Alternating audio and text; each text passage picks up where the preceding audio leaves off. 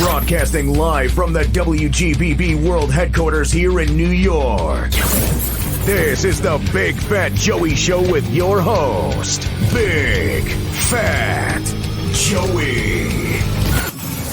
Ho, ho, ho. Merry Christmas. What's up, Sin? Big Fat Joey. Big Fat Joey Show. Biggest thing on radio. Biggest thing on radio.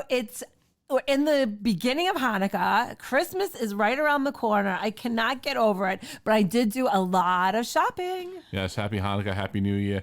Merry Christmas to all. Yes, we're in the midst of the Christmas season. We were in the city yesterday, and wow, I feel bad for those Amazon, UPS, FedEx drivers. You know, unlike Long Island where they pull up to your house, they grab the 1 or 2 boxes, run it to your doorstep, get back in their truck. They park their truck at the end of the block. They got 3, 4, 5 men and women in each truck, loading up the dollies and wrapping it up with the plastic you see in the supermarket that come on the big pallets of food that are being delivered. And these guys and gals are walking up and down city streets, up, all walking. We were down in the village yesterday, and there's no elevators. They're walking up and down all these flights of stairs. They're getting their exercise, and man, they are earning their money. They're working really hard. I guess if you see them, I would tip them. I feel bad. Yes, yeah. definitely tip your delivery people. They're working hard, especially the ones in the city. There's just the double parking, the triple parking. You got the traffic cops giving out tickets. They're working hard, dodging fines and what have you. So definitely thank them for all that they do out there, including your mailman, mailwoman. They're also working hard out there. Well, we have a great show today, Sin. We have a new indie group out there, the Indigo. We're going to be hearing their new hit song, Dizzy, as well as we also have SantaBabiesCarol on. Friend of ours, Melissa Ray, is in the caroling quartet, and they're going to bring us some Christmas cheer. But without any further ado, up next is my interview with the Indigo. All right, everyone, let's welcome to the line one of the greatest indie rock bands of all time, the Indigo. Gentlemen, welcome to the Big Fat Joey Show. How are you? Hey, great. Hey. I am super excited to have you on. I know we have on the line with us. Give us a hey. We have Tanner Gray. Hello. Colby Wilson. Hey. Chase Porter. Hey. And Zach Corder. Hola. Guys, thank you for being on. I know we were trying to set this up a little earlier in the week, but with everything that's going on in the world, I'm finally glad we were able to hook up. Your band, the Indigo. Can you tell me a little bit, first and foremost, how it came to be? How did 4 guys come together and produce such an awesome band? Well, Joe, I'll tell you, it was a long story. Starts all the way back when me and Colby were kids. So I remember I met Colby at his 2nd grade birthday party, and we made fast friends and stayed friends through middle school and into high school. And when we got into high school, we began kind of playing music together. I played guitar, Colby sang, and so we would write songs in class. And they were god awful. I mean, they were terrible songs. But we would write them, and we would write a lot. And over the course of high school, we got a little better. Colby started playing guitar. I started singing. And so we both would play guitar and sing. We would harmonize with each other, kind of in like a Beatles-style, songwriting duo harmony. Mm-hmm. And when I went to college, I left and went to Mississippi State University. Colby stayed in Birmingham. And I met up with Zach and Chase.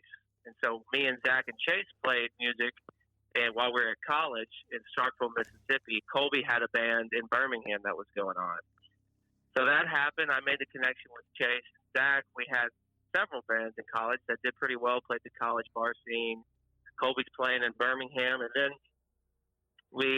everybody kind of splits up, graduates school, and me and Zach end up in the Panhandle of Florida. And we have a band down there. So we're playing in this band called the Gray Tones.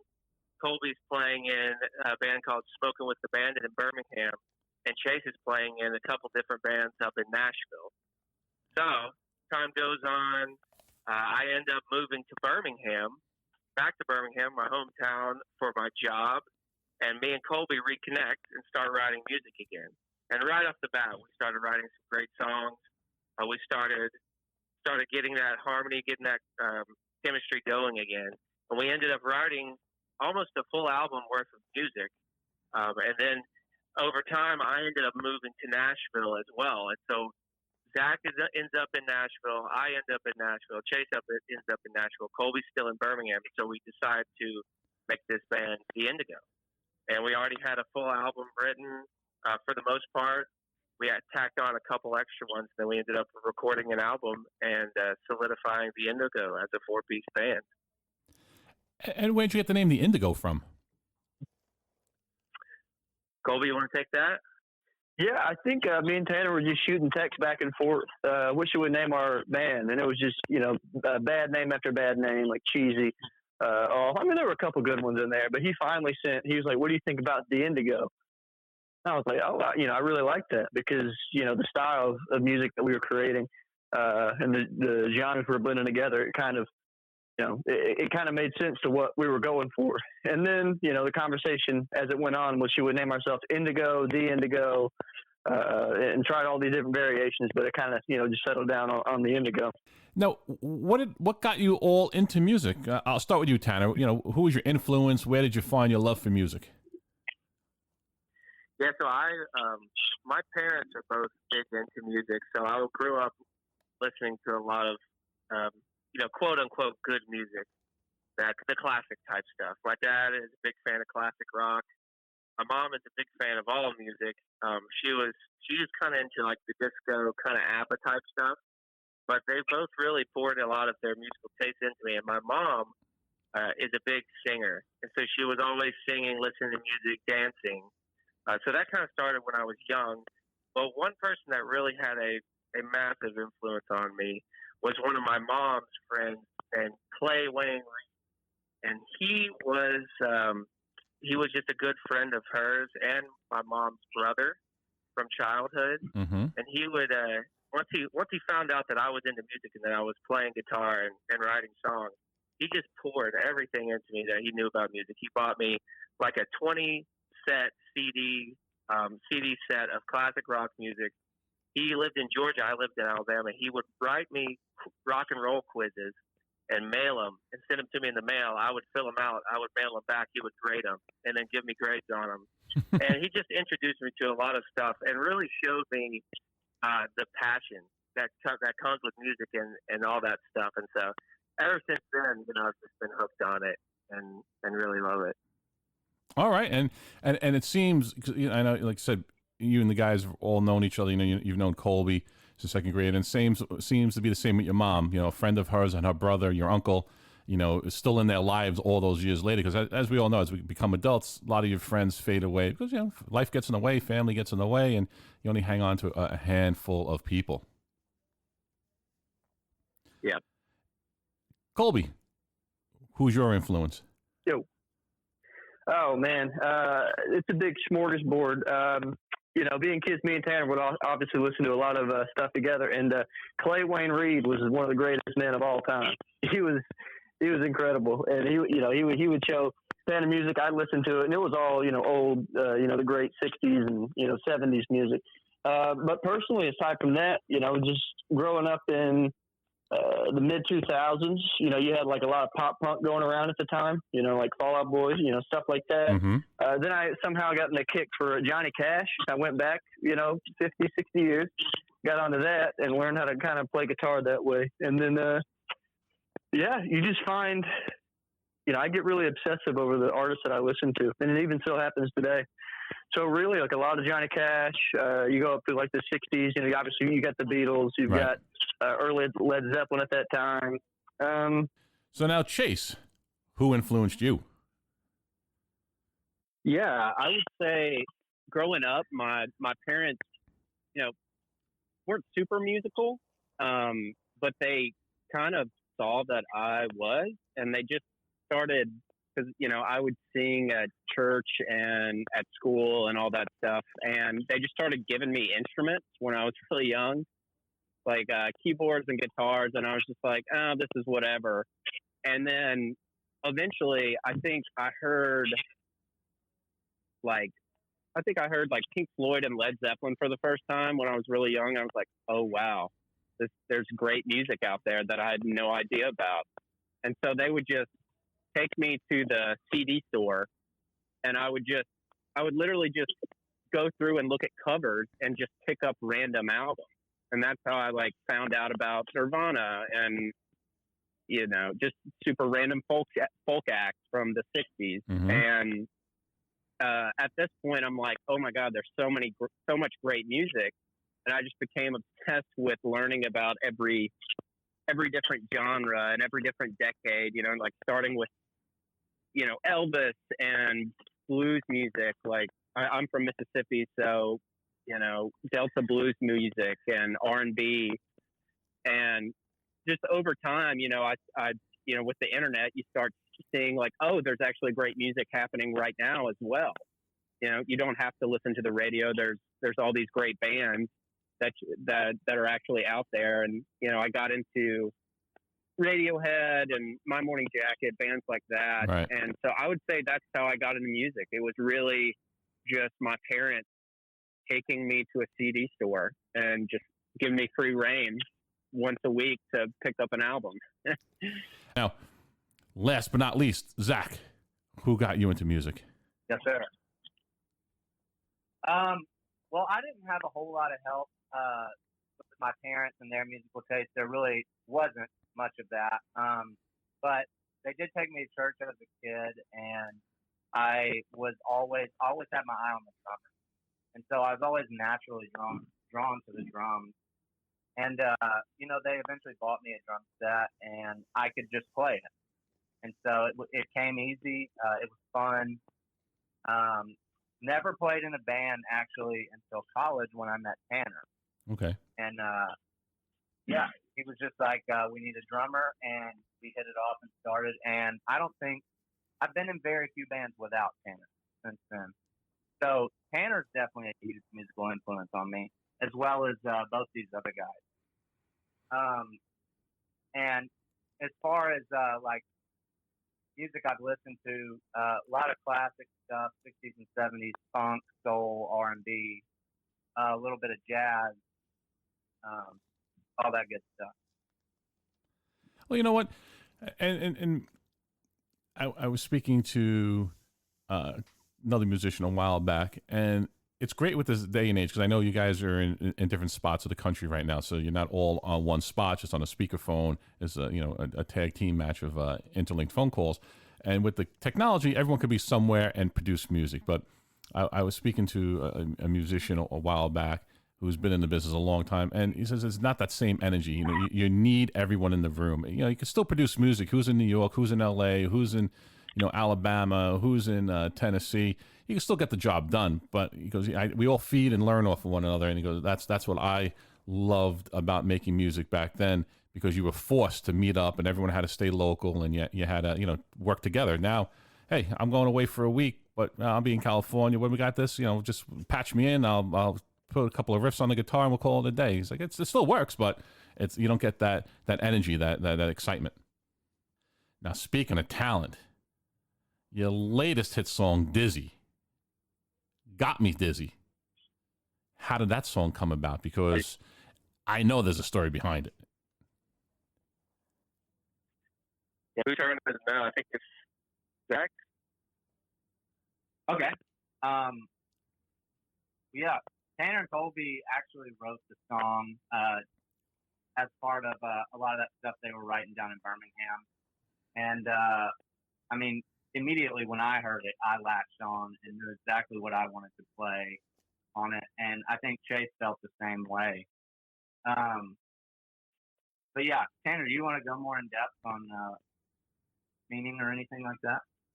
Yeah, sure. So I kind of started writing the song and got down, the music and some lyrics. And so it was inspired by kind of a rough patch in my relationship. So I had met a girl when I still lived in Florida. Right. And really fallen really hard in love with her, knowing that she was going into Peace Corps. And so I really screwed myself by letting myself fall in love with this girl who I knew was about to move to Albania, which is on the border of Greece and which is obviously nowhere close to America at all. Right. So it kind of came out of the feeling of I trapped myself. That's what I get at it. It's like one day I'm really happy and love and enjoying life and things are good, and then the next day I'm wondering what have I done? Like how have I put myself in this situation? And so that's where the dizzy comes. Your signal was breaking up a little bit, but we got the whole gist of it. So you were with a girl that you knew was going away to the Peace Corps, but you still fell in love with her, and you kind of figured you kind of trapped yourself is what I got out of it, knowing that this is going to end. Why am I doing this? Right. Why am I doing this? And then the next day I'll be like, man, this is the best thing ever, and it just goes back and forth, and it's very dizzying. Yes. Yeah, it was rough seeing it from the outside because he was in Birmingham at the time, and I go over to his place, and today he'd be happy on top of the world, and the next day he'd be like in this deep valley. I'd be like, man, what's going on? He'd tell me about it. Of course, we'd be writing all these songs, specifically that one. I think that was one of the first ones about it. And so he'd show me what he was writing, and I'd be like, oh, what's this about? He's like, it's about that girl again, man. I'm like, all right, let's get it out. So that's another funny thing about making music is it's also very therapeutic. Yes. And it gets, you're doing it because you like to do it, but you're also doing it as like, that sweet escape from, it's a weird, twisted kind of thing. You're like exposing yourself to the pain, but you're also releasing the pain that you feel. So. I remember there was a certain point where, so the girl's name is Ashton. She's actually sitting right next to me right now. But it was a point where I was like, oh damn, I'm gonna have to tell Colby this new song is about Ashton as well. It's like because that's all I could write about because that's all I could think about. It was my whole life for a point in time. I was just all consumed with it. I think it's important to note that she made the record. She did. Yeah, I mean, unknowingly to her at the time, yeah. Well, life and love are very dizzying because you get your emotions and there's just so many different things that go through your mind, and it's not easy because when you find someone you love, and I don't have to tell you, it's you don't know when and if the next best love is coming along, if at all, if ever. And you don't want to start all over. If you're with someone, you kind of get comfortable, and you're happy with what you have, and then next thing you know, it's all dizziness. All becomes dizziness. That's the tough one. When something does come to an end, and you're like, man, will I ever find anything like that again? Yeah, I mean, luckily everyone does. Most people, at least. There's a 5 or 7 billion people in the world, so I would like to think you can find somebody. Oh, yeah. I remember I had that feeling once with a girl that I dated in college. And then when I met Ashton, who I'm still with, obviously, it was a whole world of difference. I was like, oh, this is what it's supposed to feel like, But then she left for Albania and made it all complicated. So. Yeah, no, it's never easy. So we know Dizzy came out October 15th. What else do you guys have in the pipeline for us? Chase, pick you up. Yeah, I'll take this. So we released our first single, The Way You Say No, in September, which we're super excited about. And then the second single was Dizzy. Kind of has this October spooky vibe, so it was perfect. We thought it was a perfect release for Halloween. Mm-hmm. And then we're going to have our next single coming out in December. It's called Even If You Do. It's the ballad on the record. It's very much a love song, and that confusion of love, and it's got a nice choir effect to it. So we think we'll be releasing that in December around Christmas time, and then in February we'll release Foreign Ties, which is a fun spring record song, and then we'll have the album out in March. So 4 singles and an album. You guys are busy. Oh, yeah. Well, it looks like you made good use of your pandemic time. We did. This album would not have happened if the pandemic didn't happen. That's for sure. Yeah, in a strange way, in a very strange way. It made things a little bit cheaper, and everybody had the time to really do it. So, it was like, well, it's either now or we're going to do it when things get back to normal, and nobody has time for it. So it's been a bittersweet kind of deal. And actually for Tanner, the Peace Corps people had to come back to the country, so he actually got asked him back in town. See?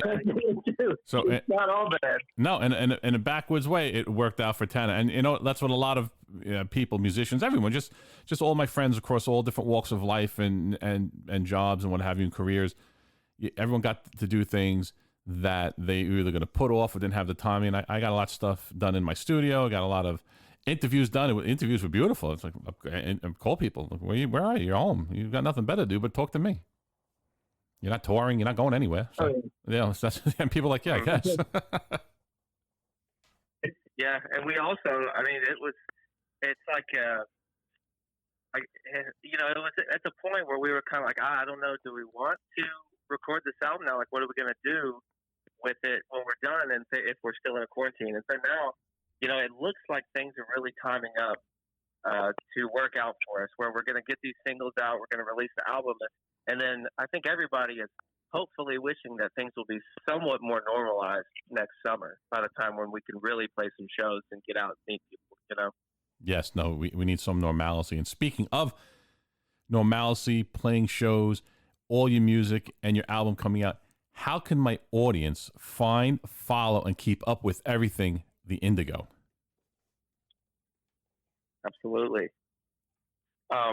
The best way to follow us is really on Instagram. You can find us at _Indigo_music_. If you search Indigo Music, you'll be able to find it. Or if you search the Indigo, you should be able to find it as well. Facebook is a good spot as well. You can just search the Indigo, look for us. It's some 4 guys in some blue suits. We're also on Twitter, and we've got our YouTube channel going now as well. So we'll be uploading videos on YouTube under the Indigo soon, which we have some content coming out soon. So look out for that. Something that we did recently, a live session, and then we're also working on a live video for Even If You Do, the new single coming out in December. Well, that sounds great. Well, Tanner Gray, Colby Wilson, Chase Porter, Zach Corder of the Indigo, thank you for being on the Big Fat Joey Show. It's been nothing but a pleasure. I wish you luck and success in all that you do. Thank you, Joey. Thanks, Joe. Thanks, Joe. Thanks for being on. We'll speak soon. Everyone have a great day. Bye-bye. Sin, great interview. Another song written through the tears of heartbreak. It's a lot, once again, it's all that Taylor Swiftness. If you can, write about something that's happening in your life, people will definitely be more in tune with it and get a feel for the music. Well, you can relate to it, especially everyone's been going through like relationship issues or drama in their life, so you could definitely relate. Save the drama for your mama. Yes, that is correct. Today's technology, these guys are all over the southeast, and we're able to get them all on the line at once. A little choppy here and there, but we will get them all on the line. So much talent. I'm so excited for their songs. I am super duper excited. I'm holding on to my chair so I don't get any vertigo. But up next is the Indigo's latest hit song, Dizzy.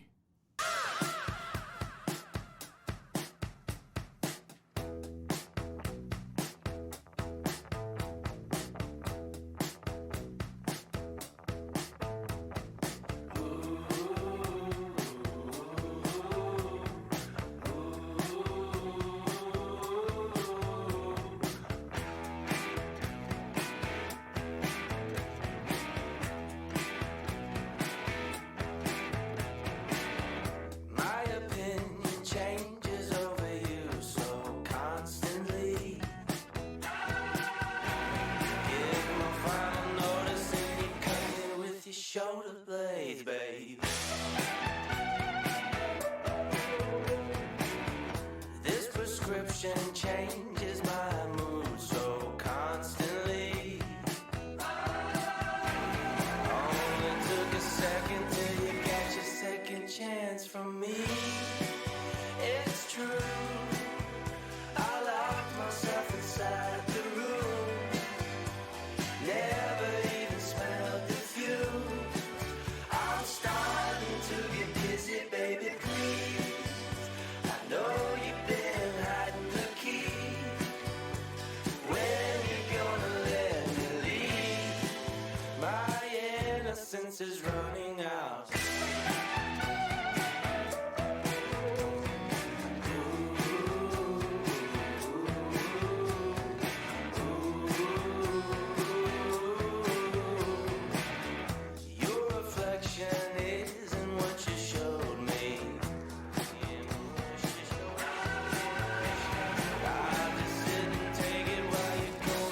wish and make a baby. This reception won't be the last time. I'll be in for you while you go and work the corner, babe. It's true, I locked myself inside the room.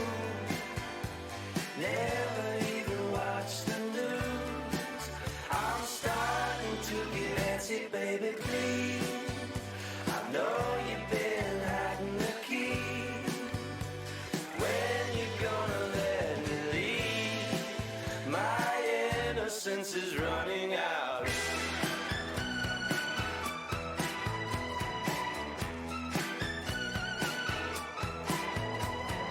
Change your number, dye your hair. Don't pretend you didn't care. Change your number, dye your hair. Don't pretend you didn't care. You didn't care.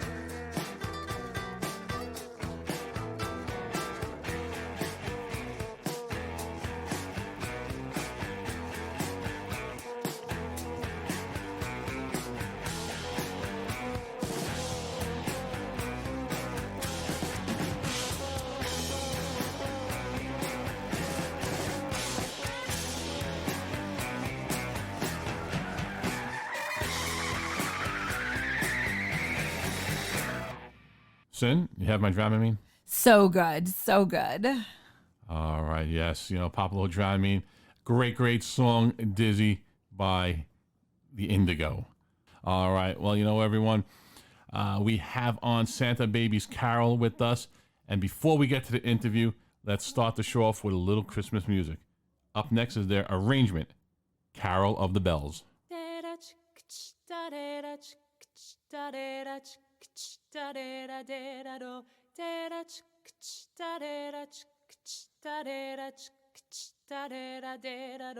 Hark, hear the bells, bright silver bells, now echoing good news they bring.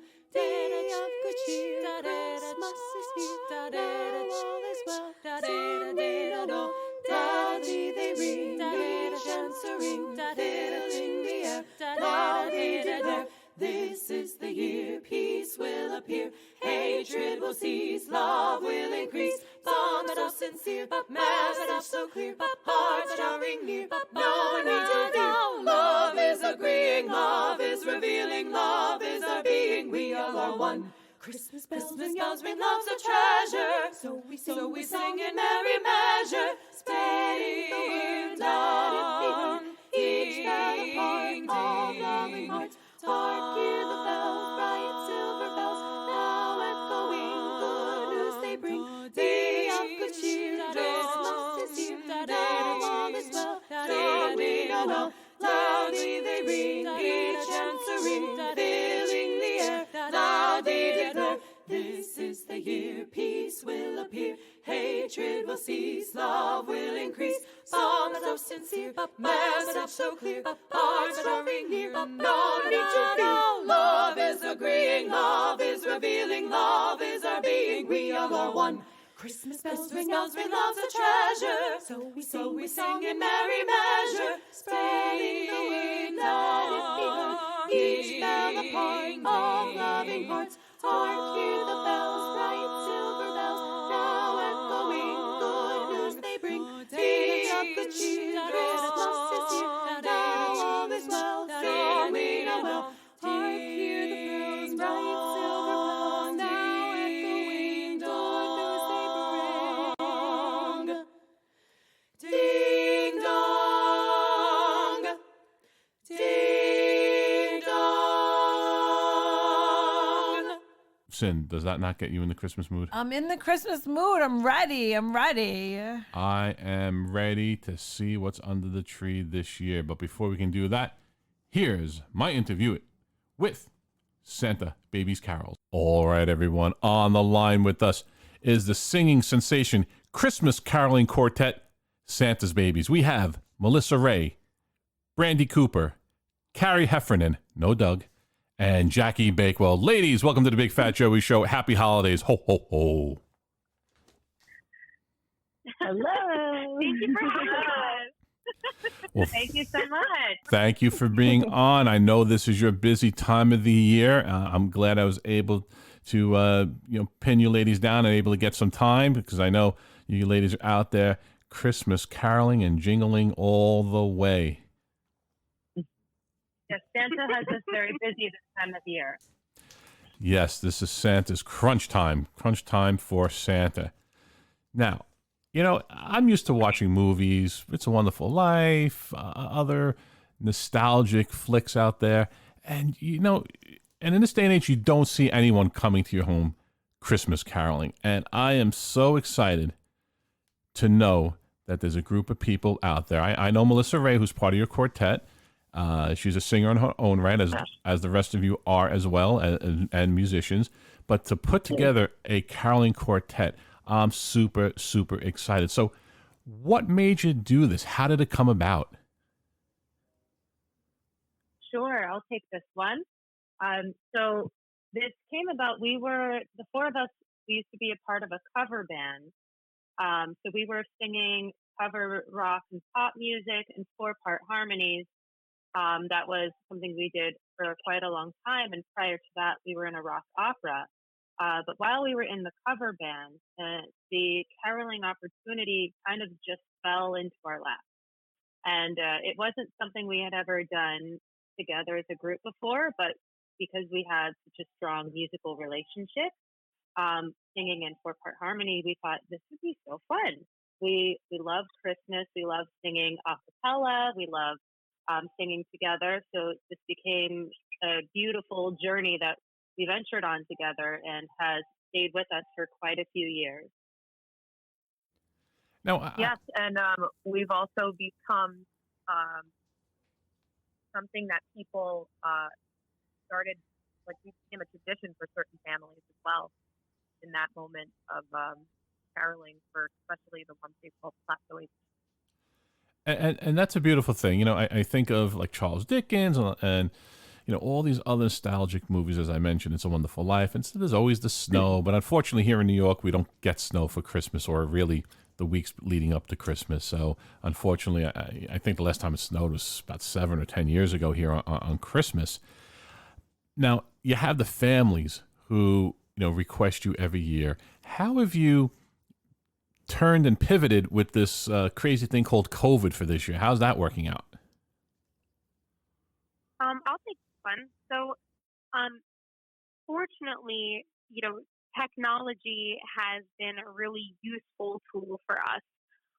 We've started offering services like virtual Christmas cards, where we record songs at the request of our families and send them a personalized message to go along with it.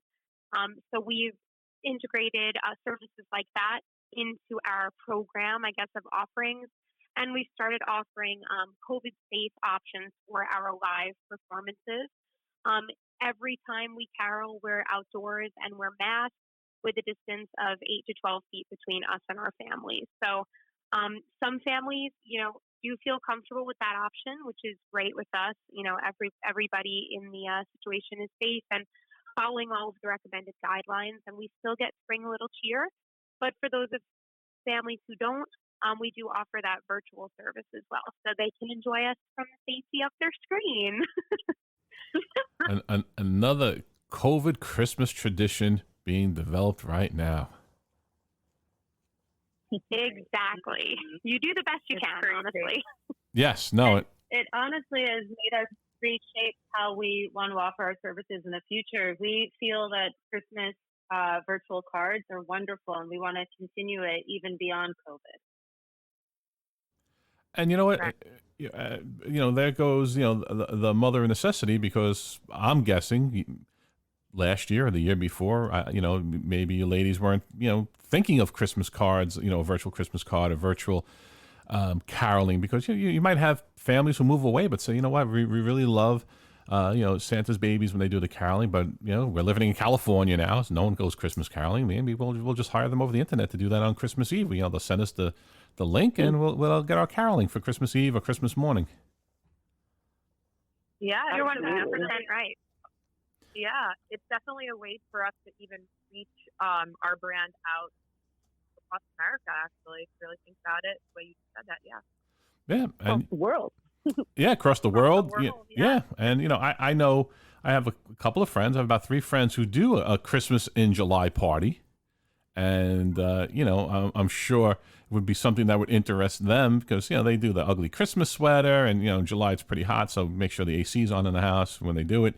But they have fun for Christmas. They put Christmas trees up. They're Christmas fanatics, but they enjoy it. So I definitely think you ladies are on the right track doing Love it. getting involved with the virtual.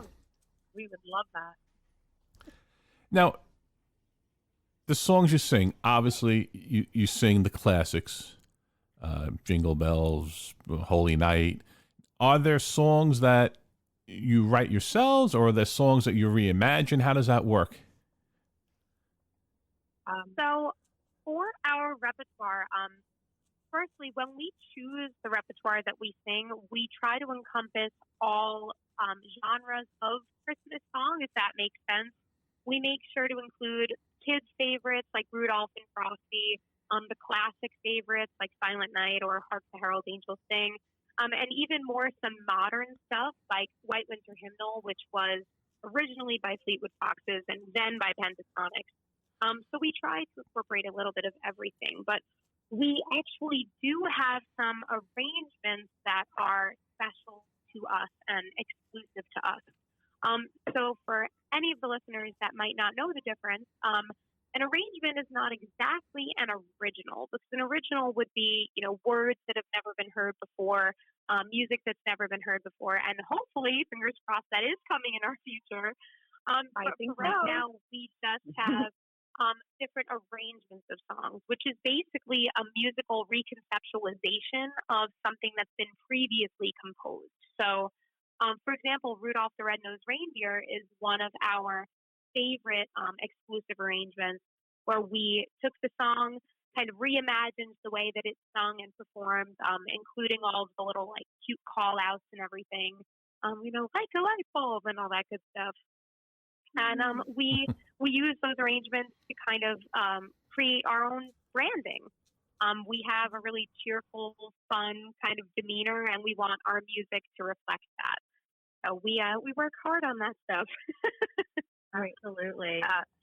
Absolutely. I'd like to add on, and talking about originals, I feel I've just, since you started this, it's been on my brain, Melissa. Here I am. It's been on my brain, and I sit and I write whatever I could think of that might have to do with Christmas lyrics or whatever's on my brain, and I would like to eventually bring it to our group, and then I'm sure everybody would like to put their 2 cents into that song. Absolutely.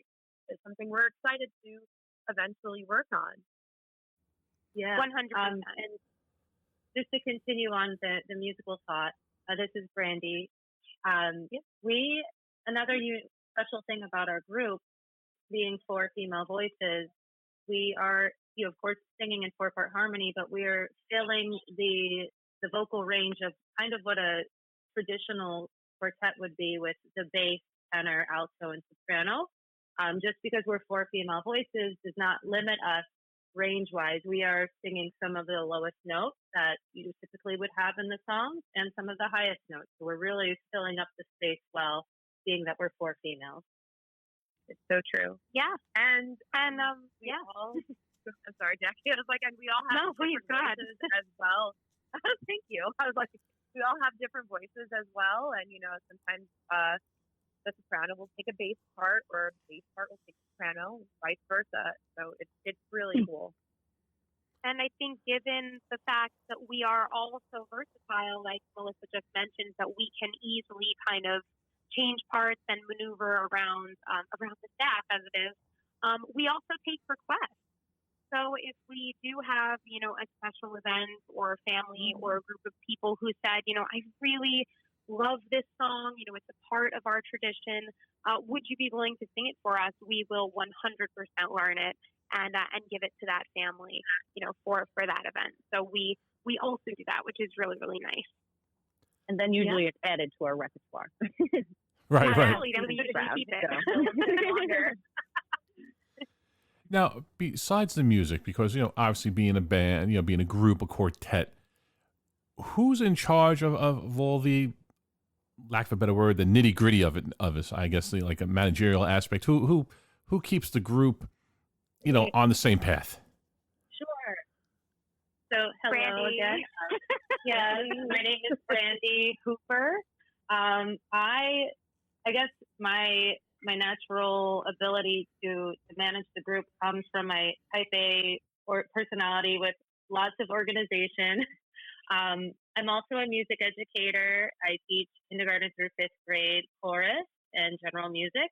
So organization is everything to me. And so I take care of all of the business aspect as far as keeping up with clients, following up with them, booking. I also handle a good portion of the social media and our newsletters, which if anybody would like to follow us in social media and sign up for our MailChimp newsletter, we would love to get in touch with you. Our handle is at the SantaBabiesCarol, the SantaBabiesCarol, and you could find us on Instagram, on Facebook, and you can sign up for our newsletter through Facebook as well, which I handle the newsletters, and you get to follow up with everything that we're working on, whether it's virtual cards, a new music video release, or a caroling event close to you. So if you're taking care of all the nitty gritty stuff, who's taking care of all the costumes, all the clothing arrangements? Who's the FIT grad here? Who's doing all that? Hey, it's me, Melissa. I mean, we all kind of chose the base outfit, like when we first started. And then as time has gone on, we've been upgrading, certain pieces to our costume. Like recently, our belts that we just found, I found them, and they have these beautiful rhinestones, and they're big, and they're just so perfect for our brand. And I've always been into fashion and makeup, and I am having a lot of fun, figuring what's the best glitter to put on our eyes, and what's the best top for a music video, and what would be kid friendly, and what would make us not 100% human. Because I always think when you're putting on an outfit or a costume, especially for you're supposed to be from the North Pole, are you 100% a human? I don't think so. It's like Disney in a way. When you see the princesses and all that stuff, you're creating an illusion. Mm-hmm. Melissa is 100% right. And when it comes to our branding too, Melissa has done such a wonderful job creating that image for us, because when we started, we all kind of unanimously decided that we did not want to do the traditional Victorian Charles Dickens type of caroling look. Right. With the bonnet Mm-hmm. and, the cape, and we were really, really set on not having that, because it doesn't fit our personality and it doesn't fit our singing style, honestly. It's a little too formal, it's a little too classic, and we wanted to bring in this sort of new energy and new magic to what is a very old tradition, and Melissa has done such a wonderful job helping us create that. No, and I definitely, it's all about teamwork. Teamwork makes a dream work. I definitely think that's right, because the old classic style, more of the Milleridge Inn style, for those who are familiar with Long Island.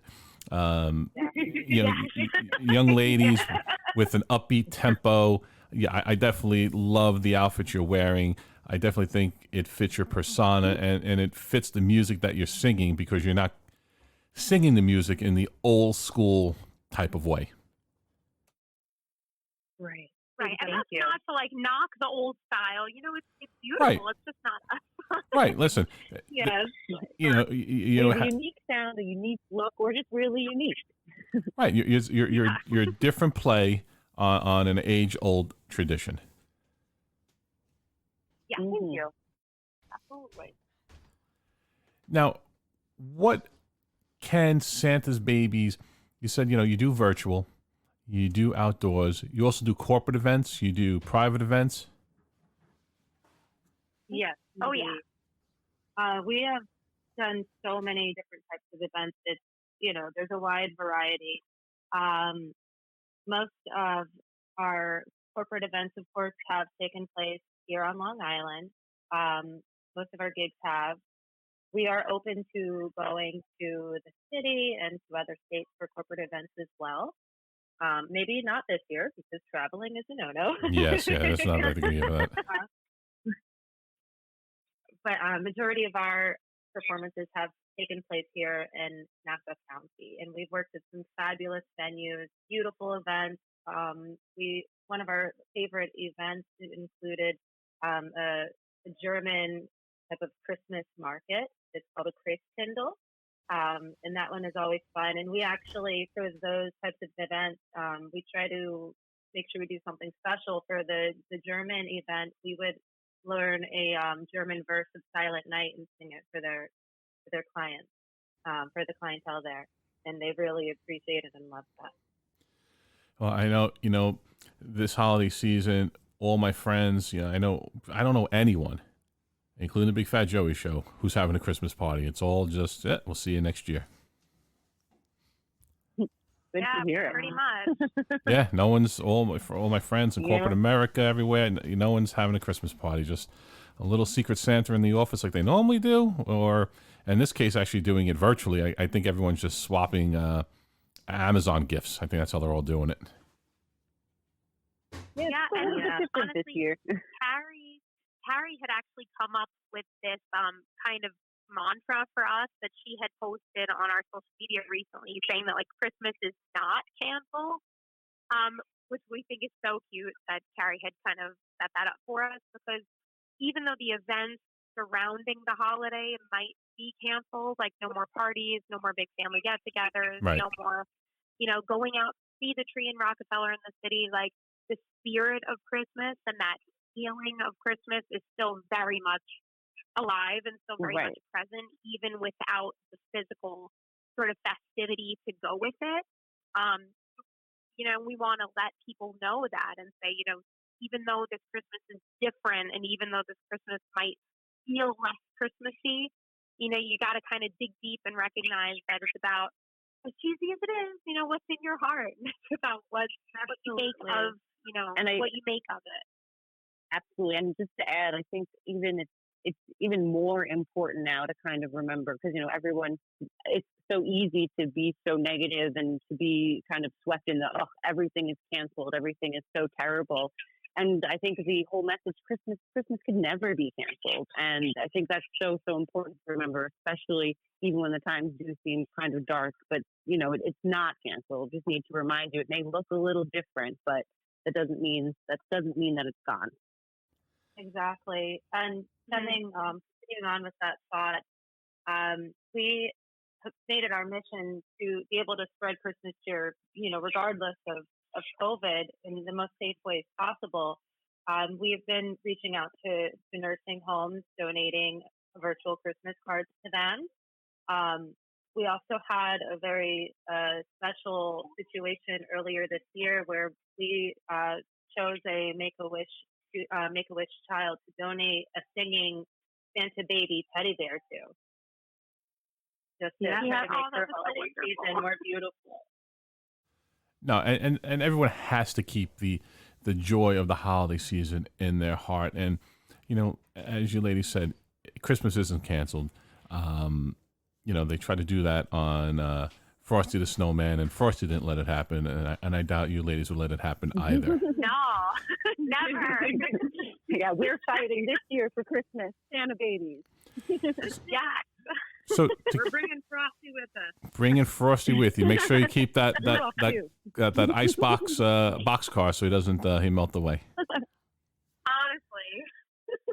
So, ladies, how can my audience find, follow, keep up with, and continue with the Christmas spirit with Santa's Babies? Well, we are on all sorts of social media. If you are Facebook savvy, you can like our Facebook page at SantaBabiesCarol. If you'd like to follow us on Instagram, we have our Instagram handle at SantaBabiesCarol. We also have a YouTube channel, surprise, surprise, SantaBabiesCarol, where you can subscribe to watch some actual music videos that we just released to a couple of our songs, which are very cute, very exciting to watch. And you can email us. So we have a Gmail address, which I can read off to everybody. It's SantaBabiesCarol@gmail.com. And if you email us, Brandy literally answers the email within like 10 to 20 minutes at the max. Yeah. I just can't wait to hook you up. Yeah, and we can hook you up with whatever you need. Absolutely. And for our listeners, Santa Babies, spelled SANTA, Babies, BABIES, and then Carol, CAROL. Well, that's great, ladies. Now, I know you all have some sort of side gigs going on, so give yourselves a little plug. Where can we find each and every one of you? Like Melissa Ray, go first. Where can we find you on your personal Instagram? That I know you're doing some singing, some rocking out. My personal Instagram is Miss MISS _Melissa MELISSA Ray RAYE. That's where you can find me on Instagram. You can also find me on Facebook as well, but I mostly use Instagram. Perfect. What about you, Brandy Cooper? Yes, Brandy Cooper. So I'm a music teacher. I also work with a jazz group, and I'm a represented actor as well. So you could find me on Instagram and Facebook with the same name. So it's Brandy, BRANDY, Lay, LE, Hoop, HOOPS. Brandy Le Hoop. Perfect. Thank you. What So cute. What about really cute. the Mrs. Doug Heffernan, Carrie Heffernan? How can we find you? My personal Instagram is at Carrie Lynn Heffernan, to distinguish me from the Carrie Heffernan. So that's CarrieLynHeffernan. But more importantly than my personal one, I'm also actually a business owner of an entertainment company on Long Island called Pixie Dust. And you can follow me on that. We do children's entertainment stuff. We do characters, goodie bag drop-offs here all on Long Island. And that's Pixie Dust Teen Princess. So PIXIE_DUST_TEAMPRINCESS. Perfect. And Jackie Bakewell. All right. So I guess because you just said my last name, I'll say my Instagram handle first. My last name is Bakewell. My Instagram handle is Bookgood. It's a little play on words. It was a nickname I got in college, and I rolled with it. So my Instagram handle is COOKGOOD. That's my personal Instagram. In addition, for serving as the music director and arranger of Santa Babies, I'm also a private music teacher. So I offer piano, voice, violin, and early childhood introductory music lessons for all ages, all skill levels. I'm the lead singer of a band on Long Island called Spectrum. We play all over the island and upstate and everything, doing tons of different covers and different styles. You can keep up to date with me at my website, www.jackiebakewell.com, and you'll be able to contact me through there, watch some videos, and there's some good stuff on the website. Well, ladies, that's... Before we... Go ahead. I forgot to mention, we are nominated for the Best of Long Island. And so I really appreciate your vote if you would do so to vote for us for the best singer from Long Island. Everyone get out there. What's that? Beth Page Fellow Credit Union, right? Best of Long Island. Yep. Yeah. And where can they go to vote for you? I believe it's bestoflongisland.com. Let me double check. We're in the entertainment and arts category under singer. Yes, so bestof.longislandpress.com. Arts and entertainment, singer from Long Island, and you'll see the Santa Babies listed. Well, that's perfect. Ladies, I wish you nothing but luck and success. Hopefully, everyone will get out there and vote for you for Best of Long Island. And most importantly, a happy holiday and happy New Year season to you and yours. Ladies, thank you for being on the Big Fat Joey Show. It's been a pleasure. Thank you so Thank much for having you. us. It was so fun. Bye now. Thank you. Thank you. Happy holidays. Ho, ho, Happy ho. holidays. Bye-bye. Wow, Sin, these girls are talented. So good. I'm so ready for the holiday. Like, I can't believe we're in the spirit here. It's just too much. I know. Ho, ho, ho. Jingle, jingle, jingle. Well, you know what? It did great. You know, everyone, holiday season, like I said, hopefully 2020 ends with no more misfortune or misery. Everyone ends on a high note. You know, we got 2 weeks left, give or take, and, you know, let's power through it. Let's make it to 2021 and make a better year. All right, well, before we sign off, everyone, we're going to be hearing SantaBabiesCarol, latest arrangement, Rudolph. But this is Big Fat Joey. Big Fat Joey Show. Biggest thing on radio here with Sin, reminding everyone to make every sandwich count. Peace. You know Dasher and Dancer and Prancer and Vixen, Comet and Cupid and Donner and Blitzen. But do you recall the most famous reindeer of all?